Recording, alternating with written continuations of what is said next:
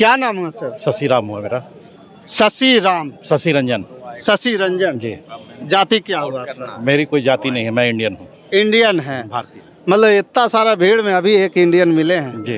क्या लगता है टेकारी में कैसे पटकनी होगा? पटकनी क्या होगा, बस इंडियन सोच के आधार पे। इंडियन सोच के आधार पे। जी। हम सिर्फ सभी लोगों को यही बोलते हैं कि हमारे देश के सामने सबसे बड़ी समस्या क्या है। हाँ। देश आज जिस संक्रमण के दौर से गुजर रहा है जी। और मैं तमाम लोगों को यहाँ बोलते हुए सुन रहा हूँ, मैं चुपचाप देख रहा था। जी जी। सब लोग अपनी कोई जाति को लेकर के आए हैं, कोई अपने धर्म को लेकर के आए हैं। मैं उस चीज का पुरजोर पहला शख्स है आप बोले कि मैं इंडियन हूँ, भारत का हूँ, भारत का नागरिक हूँ, भारतीय हूँ। जी, हम भारत के लोग, संविधान हम ही को ताकत देती है।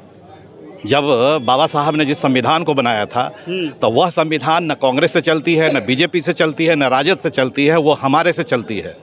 इसीलिए मैंने कहा कि मैं भारत का लोग हूँ और मेरी कोई जाति नहीं, मेरी कोई धर्म नहीं, मैं एक भारतीय हूँ। और एक भारतीय होने के नाते हमारे देश के सामने जो सबसे बड़ी समस्या और जो सबसे बड़ी चुनौती है, मैं उस चुनौतियों को ही ध्यान में रख करके आपसे बात कर रहा हूँ। जी जी बोलिए, यहाँ अभी क्या चुनौतियाँ लग रही है? टेकारी विधानसभा से शुरू करते हैं, उसके आगे बात आगे बढ़े। हाँ जी, टेकारी विधानसभा में अगर देखा जाए हाल के दिनों में जो लगातार जो काम किया गया है, मतलब खास करके हम क्योंकि मैं देखिए, मैं टेकारी विधानसभा का प्रॉपर जो, अगर आप कहेंगे कि मैं वोटर हूँ तो मैं नहीं हूँ। मेरी जन्मभूमि पटना कुम्हरार विधानसभा है। अच्छा। लेकिन मेरी कर्मभूमि टेकारी विधानसभा है। अच्छा। मैं अब एस.एन. सिन्हा कॉलेज में वर्तमान में इतिहास विभाग के विभागाध्यक्ष के तौर पे मैं काम कर रहा हूँ। अच्छा। और लगातार मैंने 5-7 साल से 10 साल पिछले कहिए कि 10 साल 15 साल से मैं लगातार इस पे नज़र रख रहा हूँ कि टेकारी विधानसभा में क्या स्थिति है। हाँ भाई, इतना दिन से गहन चिंतन कर रहे हैं आप। हाँ, तो मैं तो ऐसी स्थिति में तो मैंने देखा कि देखिए, हम उसी कैंडिडेट के फेवर में बोलेंगे जिन्होंने परफॉर्म किया है। सीधी सी बात है। अगर परफॉर्मेंस, अगर हम, क्योंकि मैं लगातार कांग्रेस की तरफ से मैं 4-5 लोगों का नाम सुन रहा हूँ, लेकिन अगर आप मेरी व्यक्तिगत प्रायोरिटी अगर पूछेंगे, मतलब कि व्यक्तिगत तौर पे सर आप किसको पसंद करते हैं, हाँ ठीक है, तो टेकारी नगर परिषद के जो अभी वर्तमान में चेयरपर्सन है अजहर इमाम भारतीय, ठीक है, मैं उनको व्यक्तिगत तौर पर उनको आगे बढ़ाने का प्रयास करूँगा। अब आप पूछेंगे सर आप ऐसा क्यों? हाँ बोलिए। सीधी सी बात है कि आज देश की 16% जनसंख्या के सामने सबसे बड़ी चुनौती है, और ऐसी स्थिति में अगर चुनौती है तो हम कहेंगे कि हम कोयरी हैं, हमको वोट दीजिए, हम यादव हैं, हमको वोट दीजिए, हम राजपूत हैं, हमको वोट दीजिए, हमको सीट दीजिए, तो वैसी स्थिति में हम तो उसके साथ नहीं रहेंगे। हम साफ कहते हैं कि उस 16% जनसंख्या को पर्याप्त रूप से प्रतिनिधित्व मिलना चाहिए, और खासकर उस 16% जनसंख्या में अब तक की हमारी जो रणनीति रही है पूर्ववर्ती किसी भी राजनीतिक दल को, वह ऊपर के मुसलमानों में भी स्वर्ण जातियां हैं वहाँ की रही। हम तो कह रहे हैं कि बार बार पसमानदा मुसलमान, जो मुसलमानों का सबसे बड़ा प्रतिनिधित्व करता है, पसमानदा मुसलमानों को आगे बढ़ाया जाए, पसमानदा मुसलमानों को आगे बढ़ाया जाए, उसको मौका मिलना चाहिए। बिल्कुल, एक बार मिलना चाहिए। पिछड़े लोग हैं। हाँ बिल्कुल, पिछड़े लोग हैं, और वो अति पिछड़े में जैसे जो हमारा एनेक्चर 1 और एनेक्चर 2 जो आता है, वह पिछड़े वर्ग की द्वितीय श्रेणी में। अब एक चीज आप बताइए कि जिस प्रकार से अभी राहुल गांधी, तेजस्वी यादव भरपूर मेहनत कर रहे हैं बिहार में, और SIR के मुद्दा छेड़ रखे हैं, वोट चोर, गद्दी छोड़, और तमाम तरह के ये लोग योजना भी लेकर के आए, उनका डुप्लीकेसी भी किया गया। ये तेजस्वी यादव भी कहते हैं, राहुल गांधी भी कहते हैं, और नीतीश कुमार कहते हैं कि हमने तो भाई 10,000 दे दिया, बिजली फ्री कर दिया, पेंशन बढ़ा दिया। अब क्यों वोट देगा लोग कांग्रेस को, राजद को? नहीं, सीधी सी बात है कि अगर आप रोजगार के अवसर पे आप देखेंगे, रोजगार के अगर अथी देखेंगे, तो भारत सबसे ज्यादा बेरोजगारी के दर से गुजर रहा है।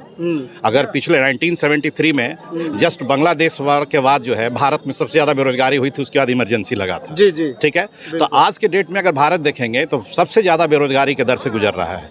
सबसे बड़ी बात है कि रोजगार के अवसर भी पैदा नहीं कर रहे हैं। अगर आप पकौड़ा बेचने को और मालूम हुआ कि ठेला खींचने को रोजगार में डालेंगे, तब तो हम कहेंगे कि भारत में एक भी आदमी बेरोजगार नहीं है। युवा तो हर कोई कुछ ना कुछ कर ही रहा है। हाँ कुछ, तो फिर आप सड़क पर देखें, मैं इस ऑर्गेनाइज्ड वे में काम हो, उसी को रोजगार कहिएगा ना। बिल्कुल, और खास तौर पे डीमोनेटाइजेशन के बाद, जो डीमोनेटाइजेशन 2017 में हुआ, उसके बाद हमारा जो मैन्युफैक्चरिंग सेक्टर जो बर्बाद हुआ, तो वह तो उस पर किसी का लोगों का ध्यान नहीं है। जबकि भारत की 93% जो हमारा श्रम है वह उसी मैन्युफैक्चरिंग सेक्टर के अनऑर्गेनाइज्ड सेक्टर में, ऑर्गेनाइज नहीं, अनऑर्गेनाइज्ड सेक्टर में है। वह उद्योग तो पूरी तरह से तबाह और बर्बाद हो चुका है। तो ऐसी स्थिति में जिस कांग्रेस ने पिछले 50 साल 60 साल में इस देश को सींचा था, अब फिर से उसी अंग्रेजी राज में पहुंचाने जा रहे हैं।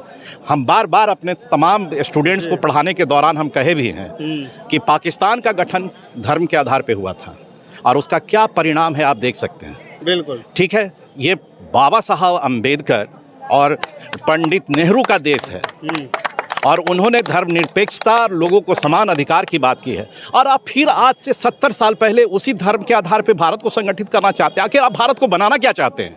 जी जी, आप भारत को कहाँ धकेलना चाहते हैं? इस संदर्भ में 1949 में जो आरएसएस का मुख्य पत्र है ऑर्गेनाइजर, उसके कभी भी लेख पर आइएगा, हम डेट भी आपको बता देंगे, अभी डेट नहीं याद है। जब उस वक्त बात चल रही थी जब संविधान पे, तो संविधान में साफ तौर पे कहा गया था आरएसएस की तरफ से कि आपको संविधान की जरूरत क्या है। तो बोले कि नहीं, हम संविधान बनाएंगे। बोले कि तो भारत को 2200 साल पीछे ले जाना चाहते हैं। उसके जवाब में आरएसएस ने कहा था कि ये 200 साल नहीं, मैं भारत को 2000 साल पीछे ले जाना चाहता हूँ। 2000 साल पीछे ले जाना चाहता हूँ, उस ऑर्गेनाइजर के लेख में लिखा हुआ है। और झंडे की क्या जरूरत है? हमारा भगवा झंडा रहेगा और संविधान हमारा मनुस्मृति रहेगा, रहेगा। और आपको अब वर्तमान घटनाओं में देख करके आपको नहीं लग रहा है क्या कि किस तरह से पिछड़े और दलितों के साथ भेदभाव किया जा रहा है? अभी भी उस सब चीजों से उबरा नहीं है। नहीं उबरा है समाज। आप इस बात को मान देखिए। इस संदर्भ में आप देखिएगा, उत्तर प्रदेश का एक वाल्मीकि समाज के एक व्यक्ति को मारा गया अभी ज़्यादा दिन, एक सप्ताह पहले की, यूट्यूब पे मिल जाएगा। मरते वक्त भी उसने राहुल गांधी का नाम लिया। जी बिल्कुल, राहुल गांधी। तो राहुल गांधी आज के डेट में एक विश्वास के नाम है। तेजस्वी आज एक विश्वास का नाम है। आप इस बात को समझिए। और यदि आप इस चीज का विश्वास नहीं करेंगे तो भुगतने के लिए तैयार रहिए। तैयार हो जाए, भुगतने के लिए एकदम तैयार रहिए आप। हम सभी लोग यहाँ आ रहे हैं, सब अलग अलग विधानसभा से हैं, ठीक है। सबसे मेरा यही है कि ठीक है, आप आए हैं अपने अपने कैंडिडेट को लेकर के, ठीक है, बिल्कुल आप उनका करिए।